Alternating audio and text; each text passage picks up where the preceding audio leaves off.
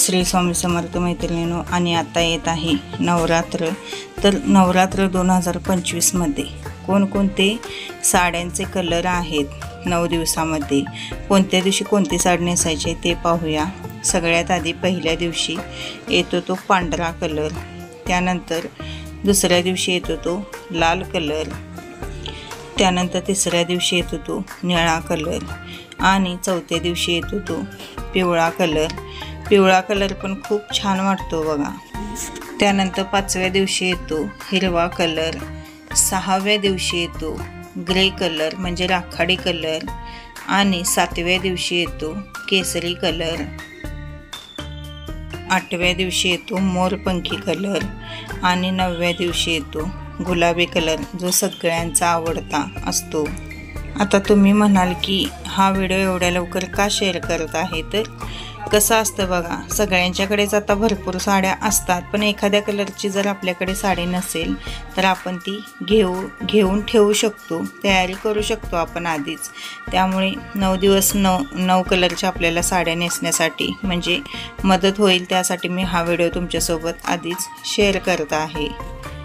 तिजोरी इथं आणून लावायची होती, पण मी काय विचार केला की म्हटलं आता दसरा आहे आणि ही खोली रंगवून मगच आपण तिजोरी इथं आणूया, कारण इथं आणायची परत बाहेर न्यायची आणि परत रंगकाम करायचं, परत आणायचं.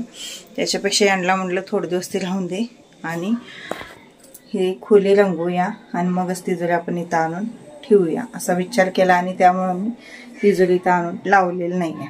गणपती जाऊन 8 दिवस झाले असतील, पण लावलेलं नाही मी तिजोरी अजून. आणि आजचा व्हिडिओ तुम्हाला थोडा लेट येत आहे, कारण की दुकानातून आल्यानंतर मग मी व्हिडिओ एडिट केलेला आहे आणि आज कोणतीच रेसिपी वगैरे काय येणार नाही तुम्हाला. चला व्हिडिओला सुरुवात करूया. तर आजच्या व्हिडिओमध्ये कोणतीच रेसिपी नाही किंवा ब्लॉग सुद्धा नाही आहे, काहीच नाही आहे. तर आज मी तुम्हाला आमच्या इकडं आम्ही दसऱ्याच्या आधी कोणती तयारी करतो ते सांगतो. आणि कसं असतं बघा, ते सांगते की दसऱ्याच्या आधी आमच्या इकडं काय काय करावं लागतं. म्हणजे प्रत्येक गावाला पद्धती वेगवेगळी असते. तर आमच्या इकडे एक जण तर म्हणजे ज्यांचं 9 दिवसाचं नवरात्र असतं ते तर कपडा स्वच्छ धुतात.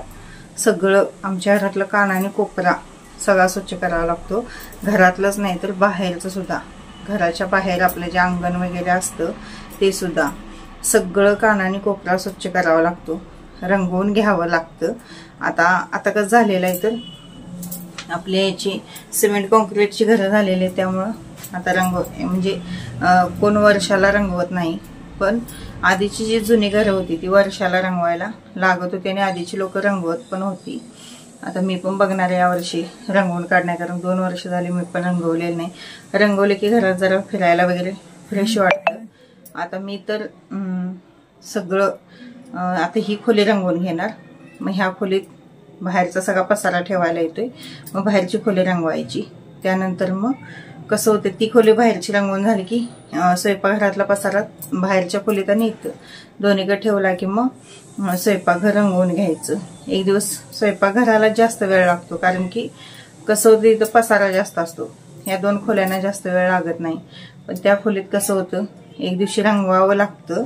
हाताखाली कोणतरी असलं तर मग होतं पटणं, पण कोण नसला आणि एकट्याने जर सगळं करायचं असलं तर मग रंगवायला 1 दिवस लागतो आणि परत भांडी सगळी घासायला 1 दिवस, असं 2 दिवस लागतात.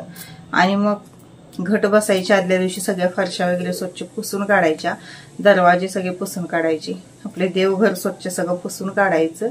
आणि मग ज्या दिवशी घट बसतात त्या दिवशी देव सगळे घासून पुजायचे असतात. आता आम्ही 3 सांजच्या वेळी संध्याकाळीच घट बसवतो.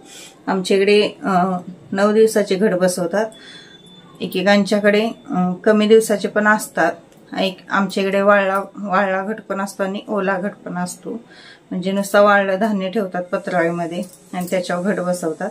तर माझ्यात तर वल्ला घट आहे, म्हणजे माती वगैरे घालून आम्ही त्यामध्ये धान्य पेरून आम्ही तो घट बसवतो.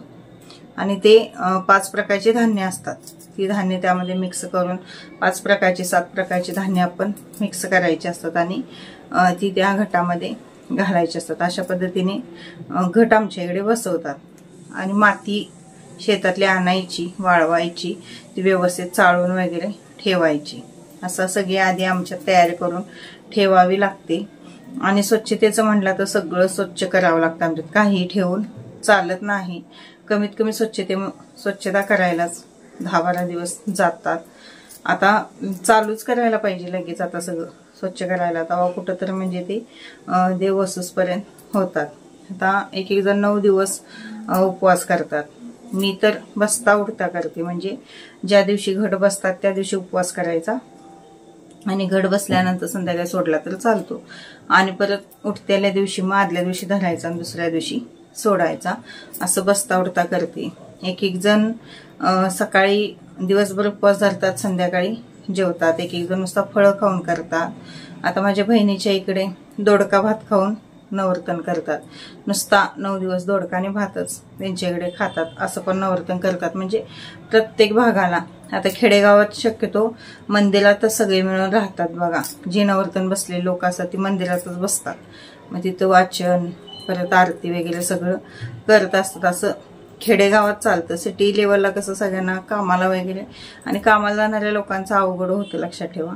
त्यामुळे ते आता काही शक्य नाही. पण आधी तर तसे करत होते. पण अजून पण एकेका खेडेगावामध्ये ती पद्धत आहे की तिथंच बसायचं, मंदिरातच घट म्हणजे नवरतनला बसायचं. असं बाहेर कुठं जायचं नाही, तिथंच बसायचं असं असतं. तर आमच्याकडे अशा पद्धतीने आम्ही नवरतनची सगळी तयारी करतो. आणि स्वच्छता करत असताना कसं करायचं तर क्रमवार करायची, लक्षात ठेवा.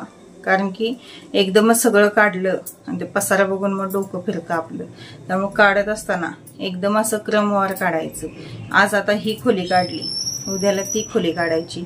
आणि स्वयंपाकघराची स्वच्छता करत असताना तर जर तुम्ही रंगवून काढणार असाल तर आधी सगळं रंगवून काढायचं. एक दिवशी रंगवून परत भांडे घासून परत लावायचं एकाच दिवशी म्हणतो होत नाही. हा, तुमच्या घरात जर 4-5 माणसं असतील तर होते, नाहीतर 1-2 माणसानं सगळं आवरायचं म्हणतं अजिबात होत नाही. त्यामुळं काय करायचं, 1-2 माणसं जर करणार असता माझ्यावरनं तर मी सांगते पहिला रंगवून घेणार सगळं काढून झाडून, भिंती झाडून सगळ्या स्वच्छ.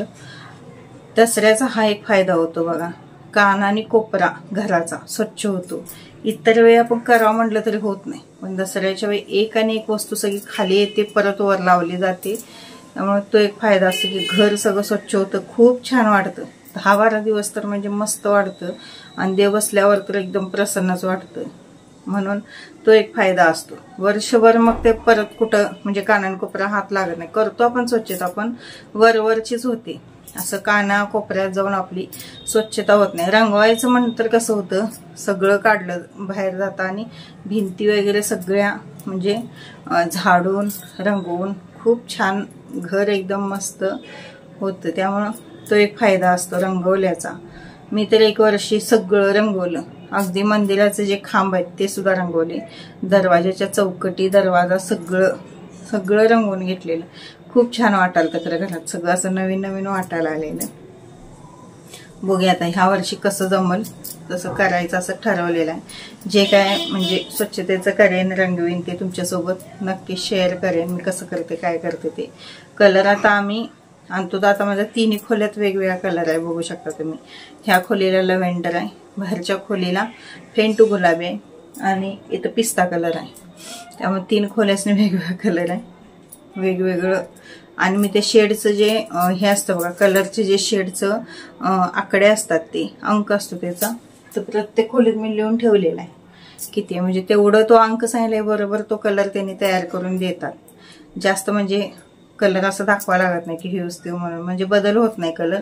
म्हणून मी ते हे अंक लिहून ठेवलेले आहेत त्यांनी किती ह्याचा किती आहे 708 असं काहीतरी आहे. तो 708 नंबरचा हा कलर आहे. आता त्याचं पण लिहून ठेवलंय मी, त्याचं पण कुठंतरी लिहून ठेवलं, पण त्या ह्याचं पण लिहून ठेवलेलं आहे. सगळ्या 3 खोल्यांचं मी लिहून ठेवलेलं आहे. त्यामुळे मला पटना असं कलर मिळणार बघा. ते 2 वर्ष झाले मी आणलेले नाहीत कलर, तरी पण मिळणार मला ते. आणि फेंट कलर असले की कसं होतं, जरा जरी हात लागला काय लागला तर लगेच ते दिसतं. त्यामुळे खूप घाण वाटतं ते. नाहीतर कसं करायला पाहिजे, आता मी ज्यावेळी म्हणजे भाड्यानं रेंटवर राहत होते त्यावेळी अशाच खोल्या होत्या त्या, तर मी ब्रशनं घासून काढायचे, ते सगळं घासून काढून स्वच्छ करायचे. चला तर दसऱ्याची तयारी आम्ही आमच्या ह्या भागामध्ये अशी करतो. तुम्ही कसे करता, काय करता? परत उद्या घट बसणार असलं तर आदल्या दिवशी आम्ही बांगड्या सुद्धा बदलतो, लक्षात ठेवा. म्हणजे ह्या विटाळच्या बांगड्या आम्ही ठेवत नाही घट बसवायला. या सगळ्या काढतो, परत दुसऱ्या बांगड्या भरतो आणि त्यानंतर आमच्याकडे बांगड्या भरायला तर अगं बाई एवढी तुम्हाला दाखवेन मी. अक्षरशः ज्या कासारणी असतात बांगड्या भरणाऱ्या त्यांना जेवायला मिळत नाही. 2 दिवस जेवायला सुद्धा मिळत नाही त्यांना. एवढं नंबर लावून ठेवलेलं असतं बायकांनी, एवढी गर्दी असते. त्यामुळं मी तर काय करणार, मग नाही काय झालं तर 2 कंडे आणायचे, घालायचे, देव बसवायचा आणि नंतर ना मग बांगड्या घालायच्या. पर्याय नाही. तसंच मी गेल्या वर्षी तसंच केलेली, 2 कंडे अडकवलेले. नाही, गेल्या वर्षी मी काय केलं तर राम मंदिरच्या समोर तिथे एक बाई बसलेली, म्हणजे परगावासन आलेली होती ती, बसलेली असं रस्त्यावर घालत. तिच्याकडे मी 6 बांगड्या घातलेल्या आणि घट बसवलेले.